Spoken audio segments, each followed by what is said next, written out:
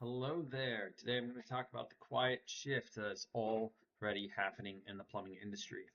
Most plumbing companies aren't going to lose business in the next few years because their work isn't good. They're going to lose it because other companies become easier to work with. The change isn't loud, it's not flashy, it's not about tech or this like robots that's in your face or something like that. It's quiet systems in the background, and many owners don't realize that this is already happening. So in today's video, I'm going to talk a little bit about this, where it's happening, and how you can be a part of getting ahead of the curve and bulletproofing your business for the days ahead, not just by some cheap trick or something like that, but actually upgrading your business to be what it always could have been. So here we go. First, I want to reframe AI a little bit. It's not replacement. AI isn't about cutting people, right? AI at its best is about empowering people out of redundant, meaningless tasks that are taking up their time and into high impact work that they're actually passionate about. That's what we do at Dubfly AI. That's what we're most passionate about, is about seeing people actually empowered to do high impact work that they're passionate about. So we're talking about it's about eliminating dropped balls, getting rid of repetitive tasks or things where humans just can't be on top of it all the time and it has nothing to do with their capabilities. It's just about who they are in being a human. So a lot of this is also about, invisible excellence. The best AI systems don't actually even feel like technology. They just feel like your business just runs smoother. Again, one of the big things we care about at Dubfly AI is about helping businesses upgrade their experience, both for the client and the customer, and for the employees and for the business owner. It's not about, hey, use this cool new tool. It's about, hey, how do we actually upgrade the experience of your business as a whole, how it operates, and how people experience it. A big piece of this is time sensitive tasks, right? AI handles the repetitive, urgent work that falls through the cracks during busy days. And a lot of this is about the concept of what we call speed to lead, which is the idea that anybody that reaches out to you to do business with you, they're 4 to 5 times as likely to do business with you if they are responded to within that first minute than if they have to wait. It drops off after a minute, 5 minutes, and exponentially more as you go past an hour. It becomes sort of like anybody knows. Next day, you can basically kiss them goodbye. So it's about things like that. It's about also, follow up, making that consistent and speedy. All right. So where AI is already showing up for businesses and business owners. After call hours calls, you've probably heard about this. It's typically referred to as an AI receptionist, but basically calls are answered instead of going to voicemail, capturing leads 24/7. This is huge because a lot of people realize the significance of losing after-hour calls. One of our clients, the first 5 days, we ran a trial with them, and in 5 days, we booked them $9,000 worth of work just from their missed calls alone that they otherwise would have lost.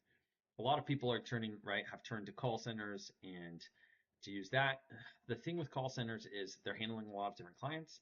You give them a basic script. They don't have any of your knowledge base. They don't have any additional insight into your specific business. So they do the best they can. And a lot of times also because of price, you're getting somebody with a thick accent. It's hard to understand. It's frustrating for clients.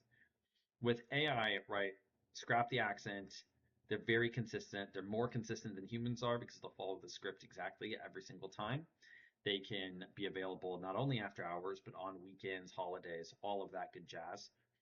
And they get trained right on your business, on your FAQs, on your knowledge base, on how you handle certain situations. They can escalate when needed.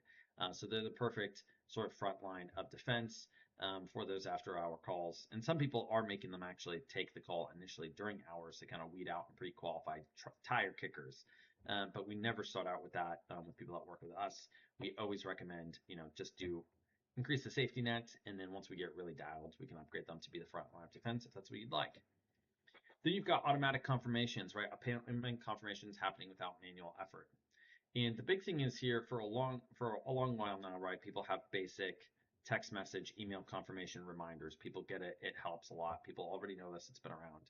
But the thing that AI helps, right, is you can go towards intent, because if somebody just gets a reminder but something comes up and they can't make that appointment, they're not going to do the effort most of the time to reach out, reschedule, XYZ. They'll just no show, which wastes your time, wastes your money.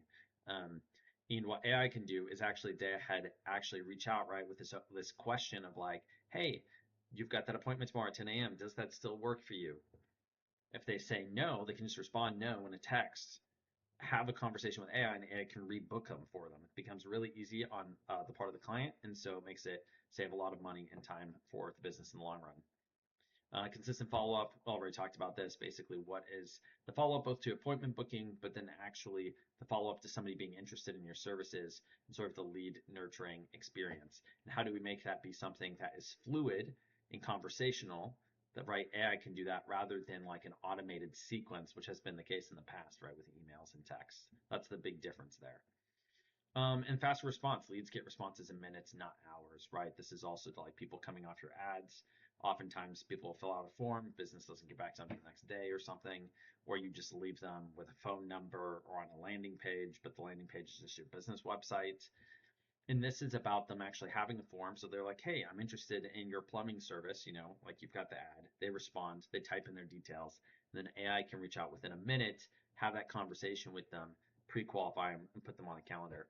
It is amazing. One of the biggest things, and if you have ever listened to a guy like Alex Hormozi, that's just, I mean, a powerful voice right now in entrepreneurship and helping people increase the level of their businesses. You'll hear him talk about how the businesses that win are really one of the ones who are consistent and better in small areas over long parts of time, because that's where the big difference in margins are made up. And so what we're doing with these AI stuff, right, is we're putting it in there to really tighten down the systems and make it really be like, hey, let's not accidentally lose that 1, 2, 3, 4 leads a week, which can feel like it's not that big of a deal. But when you look at that, like, okay, 4 leads a week, what if your average order value is $1,000? That's $4,000 a week. That's $12,000 on the month. That's 120, more than $120,000 on the year. Over 3 years, you're talking about almost $500,000. So that stuff adds up over time, and it really is what changes between winners and losers over the long haul. So yeah, if you've ever thought we should really be better at following up, it's one of the key areas that AI can help with. So why this matters at your scale. So early stage, right? Growth can feel exciting, opportunity. You're getting your business off the ground. People are hearing about you for the first time. Once you kind of get to that more mid-sized reality, right? We're talking here like between $1 and $5 million a year in revenue. It can feel, you can start to like kind of push against the strain, right? The seams. It's a little bit like, okay, past marketing strategies aren't working as well. Things are becoming less efficient. Like, how can we actually get through to the next level? And it can oftentimes need help with kind of pushing through that next barrier. It doesn't really just work to necessarily grind out the same things that you've been doing to get to that point. Yeah, and you've got, right, the same capacity, more call schedule and coordination, but you don't have extra time necessarily, depending on where you're at in terms of the hiring process. And growth can feel more like a burden rather than an opportunity. And it's like, how do we keep going and not stall out? So the quiet competitive advantage, right? So here, company A, company B, they're almost the exact same. You've got similar pricing and quality, do very similar good level of work. But company A has slower response times, manual follow-up that sometimes falls through. Company B, similar pricing and quality, responds faster, books easier, confirms better. Ultimately wins the customer. So, right, customers don't say that company uses AI. They say they were easy to work with. So they're not looking, customers don't really care. I mean, some people, right, it's like this big ethical thing, AI or not AI. But the average consumer, right, is like, why do they come to a plumbing company? Because they have a real practical problem. Their goal is to get that problem fixed, and fixed as fast as possible is normally number one. And then obviously monetary concerns might be another one, depending on who the client is. If they come to you and from the get-go, they're like, oh, that was super easy, right? They called and it didn't matter what time of day they called, they got scheduled in, which alleviates the burden, right? Because the whole thing is people are like, business owners think people don't want to talk to AI. They're scared of losing people from talking to AI. Well, people would rather talk to a human than AI in probably the majority of cases. But better than talking, but worse than talking to AI is not talking to anyone, is by far the worst experience. Because if I, as a client, I have a plumbing problem, I call a plumbing company, and if I give voicemail, I still have the emotional problem of, I've got a practical problem I need fixed, and I don't know when or how it's getting fixed. If I call and I get an answer and the AI answers, I'm like, oh, well, wish I would have talked to a human, but the AI asks me the right questions. I get booked into the calendar, all that good stuff. I know, okay, they're coming tomorrow at 9 a.m. Then the emotional issue is alleviated for me because it's no longer I'm having to be in problem solving mode. It's like, oh, this plumbing company is coming and solving that problem for me. And yeah, this really stacks up over time because even if somebody really likes the quality of work that you give, but if they have one, two, God forbid, three experiences where they're trying to call you and they're having to either be put on hold or they're getting missed calls, they will eventually try somewhere else if somebody else has a recommendation in town. And then if that process is easy, they're not coming back to you. So this is where over time, slowly, you may even at the beginning be like, oh, we have a fine time recovering those customers, but slowly over time, business will get slower and you will lose people and you won't know why, or you might not be able to pinpoint why.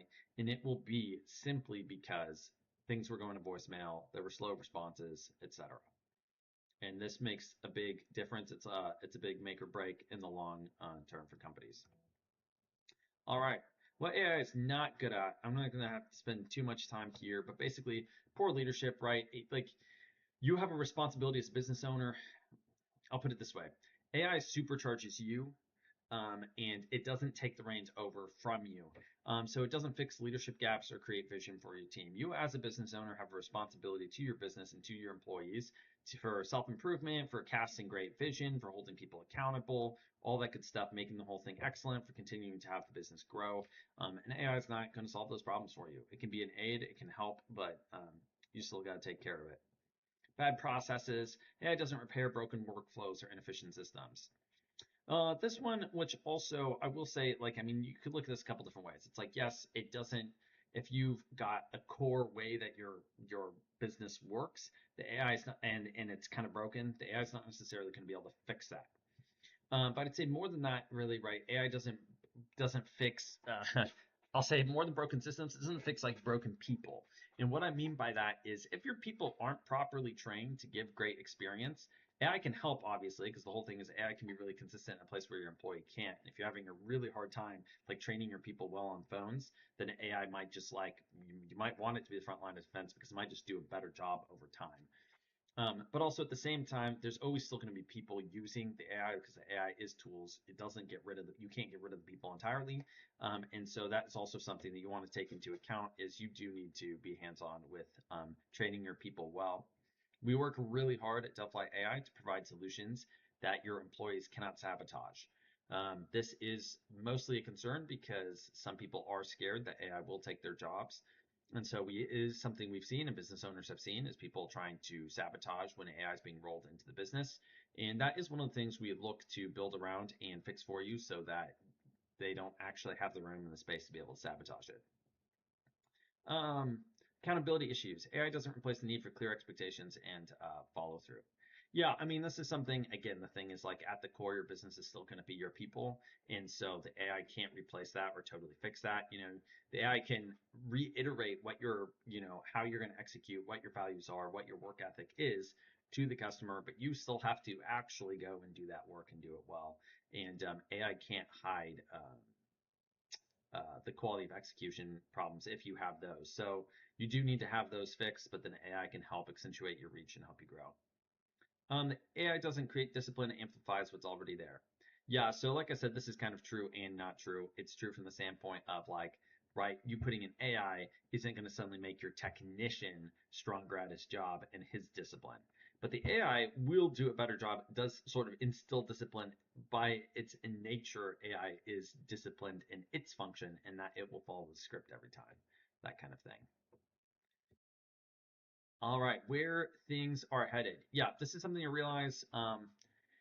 Just because it's worked in the past doesn't mean it's going to work in the future. Fast responsiveness shifts from advantage to expectation. This is just a reality. We can be like, I liked it better when things were slower paced. You know, I liked 3 hour long movies, and now people's attention span is only 1 minute long vertical shorts. That's just an analogy. It has nothing to do with plumbing. If it confuses you, just ignore it. But yeah, it's what people expect now. Like it's just not going to work to like have somebody call your plumbing business and not get back to them for 2 or 3 days. Like they'll just be gone. They'll be somewhere else. And And that becomes a really high standard to meet if you're trying to meet it with people.